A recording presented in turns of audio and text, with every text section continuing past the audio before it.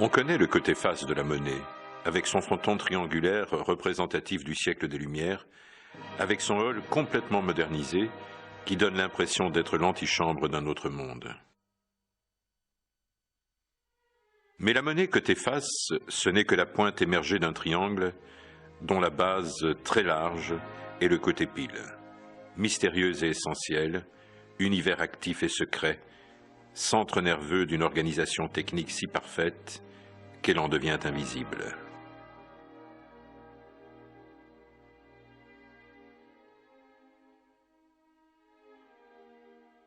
Ce côté pile est sans doute celui qui justifie le mieux le sens premier du mot opéra, qui signifie œuvre multiple. En effet, l'opéra conjugue les musiques instrumentales et vocales à la parole. Il recrute tous les arts de la scène. Il réunit tout ce que les hommes peuvent engendrer de plus immatériel et tout ce qu'ils peuvent produire de plus habilement technique.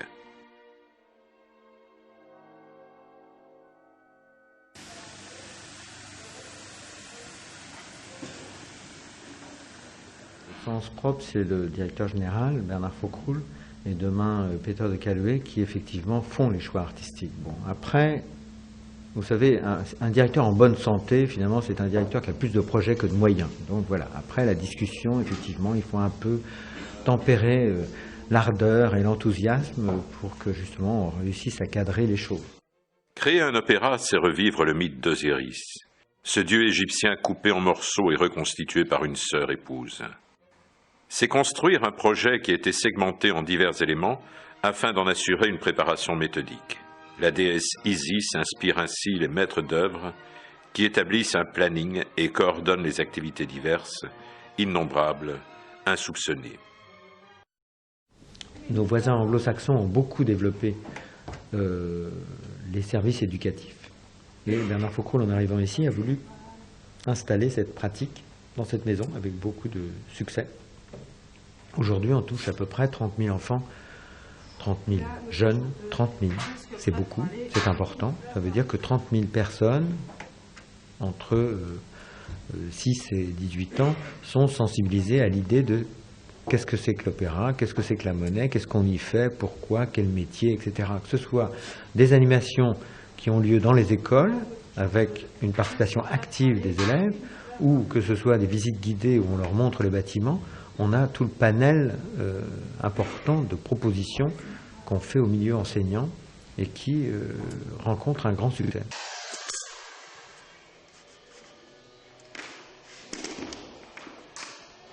Je pense que nous sommes l'institution la plus dotée en Belgique, donc ça crée des obligations. On a un budget à peu près de 40 millions annuels, donc c'est une petite PME, 500 personnes permanentes, plus de 2000 à 3000 contrats par an de supplémentaires et de chanteurs. Donc ça fait quand même une obligation importante de gérer la situation. La culture d'entreprise de la monnaie, alors moi je suis très admiratif de l'engagement de tout le personnel dans cette maison. Je trouve qu'il y a un respect, un souci, une protection de l'outil de travail, sans doute parce qu'il n'y en a pas beaucoup en Belgique, c'est possible, mais il y a un très grand respect, une très grande fierté de l'appartenance, un très grand souci et une recherche de la qualité, même parfois on est un petit peu au-delà de ce que j'envisagerais de payer, si je peux dire, mais non, c'est très très important. Le côté pile grouille d'une vie labyrinthique. Là s'abolit la frontière entre les artistes et les artisans, entre le travail manuel et intellectuel. Là s'élabore toute la patiente et passionnante alchimie de création, jusqu'au moment de l'envol où l'œuvre jaillit sous les feux de la rampe.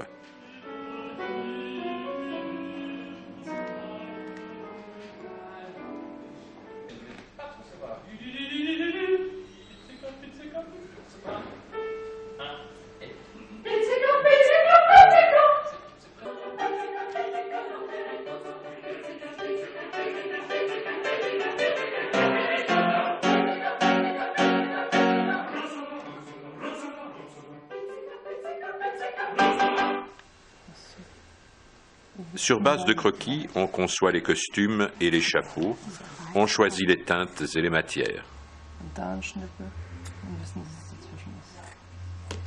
C'est ça.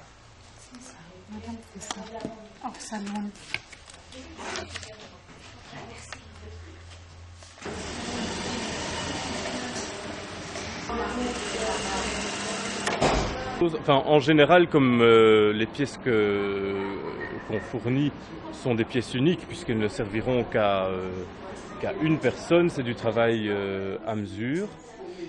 Donc c'est vrai qu'il n'y a aucun moyen de mécanisation proprement dite. Chaque pièce sera unique. Et pour ce genre de choses, on travaille d'une façon tout à fait traditionnelle, comme on travaillait, ou comme on travaille encore dans les ateliers privés, mais bon, c'est devenu très rare. Hein. Aujourd'hui, c'est vraiment plus le monnaie courante de voir ce genre de choses. C'est un travail vraiment tout à fait artisanal, comme on travaillait à l'époque en atelier, quoi, hein, comme on travaillait il y a une cinquantaine d'années. Certains costumes, chapeaux, atours se créent à la faveur d'un spectacle. D'autres sont exhumés de dépôts où ils ont attendu, après un long sommeil, une seconde naissance.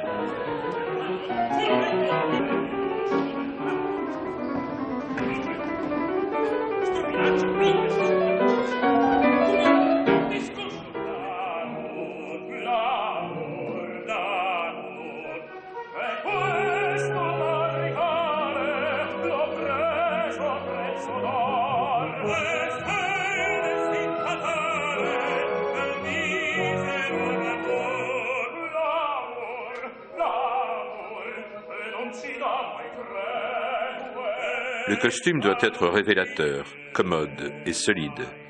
C'est lui qui fait d'un chanteur svelte un Falstaff faunesque, cornu et ventru.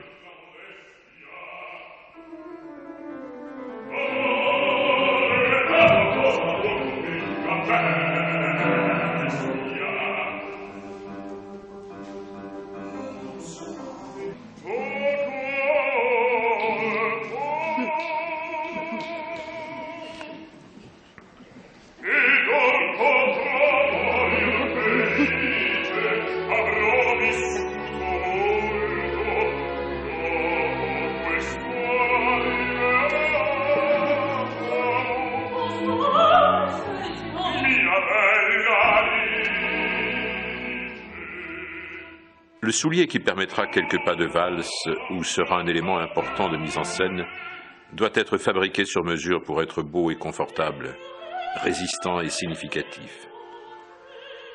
Parfois même, il deviendra complice de l'illusion.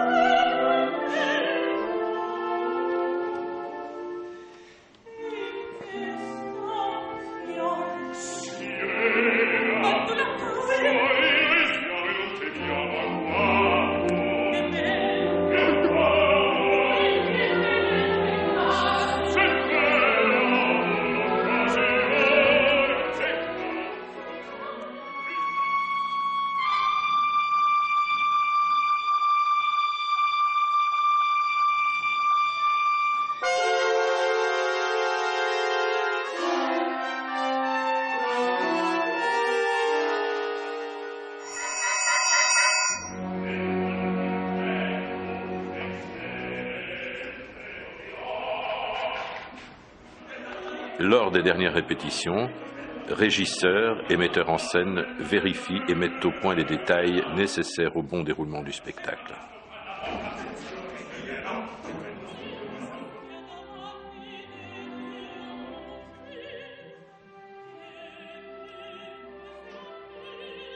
Dans les ateliers, on rejoint l'alchimie, au cours d'un instant mince comme une feuille d'or.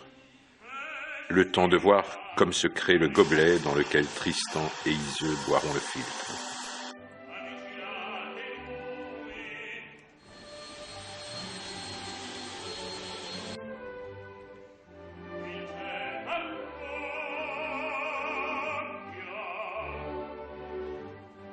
Les décors sont d'abord conçus sous forme de maquettes lilliputiennes, puis fabriqués à l'échelle, en grandeur réelle, parfois gigantesque. Le décor doit à la fois répondre à des exigences techniques bien concrètes, mais il doit aussi permettre l'intrusion du fantastique avec sa poésie propre. Il permet l'ascension du réel vers le rêve. Il est un acte poétique. Il faut partir de croquis pour bâtir un espace qui servira de cadre à toute la dramaturgie. La palette du peintre et ses pinceaux prennent des proportions inattendues.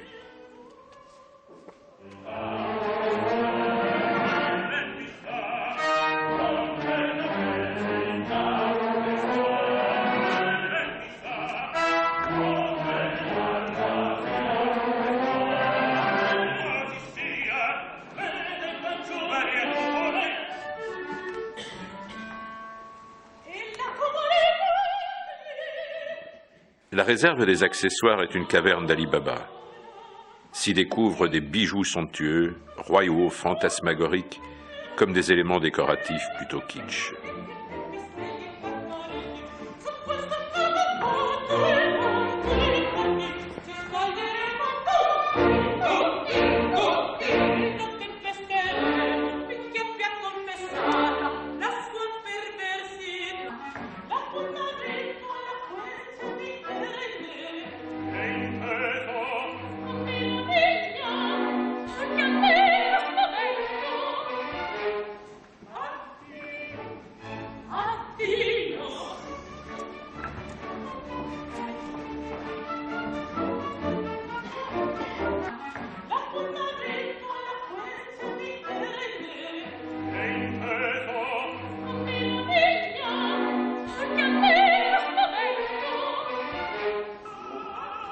La pré-générale piano de Falstaff débutera dans 30 minutes. Les costumes et les accessoires des artistes sont préparés avec précision et minutie par les habilleuses.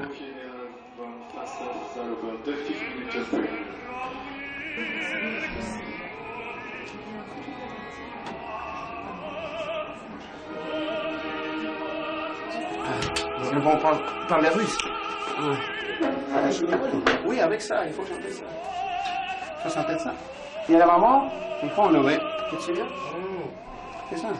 C'est pas trop pratique, mais quand même. Mesdames et messieurs de la technique, merci et merci. Et si nous essayons de retrouver la femme qui disparaît sous la choriste en enfilant un vêtement de fée étrange, en masquant son visage sous le maquillage, en posant une perruque sur la tête avec l'aide de l'habilleuse et de la maquilleuse, avant de se fondre dans le groupe irréel de ses sœurs.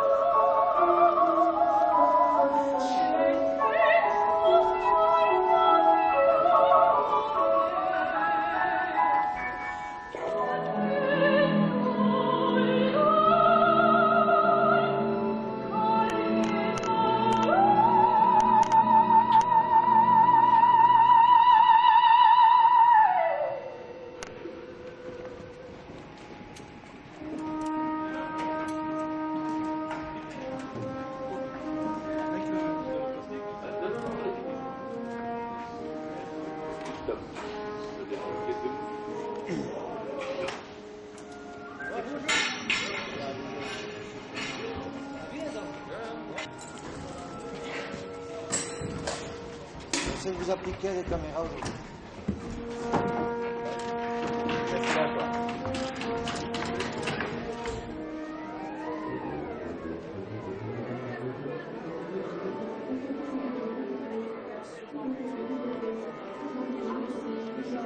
Mais ce côté face de la monnaie, le connaît-on vraiment? Le théâtre, comme le carnaval, utilise tant de masques et de symboles. Le visage disparaît sous le rôle. L'homme alors devient personnage. La musique supporte les paroles aussi bien que la danse. C'est la mouvante magie du spectacle en gestation. C'est un sabbat des sorcières ou un avant-goût de paradis. Puis, tout à coup, c'est la révélation de l'œuvre. Et enfin, son lumineux dévoilement.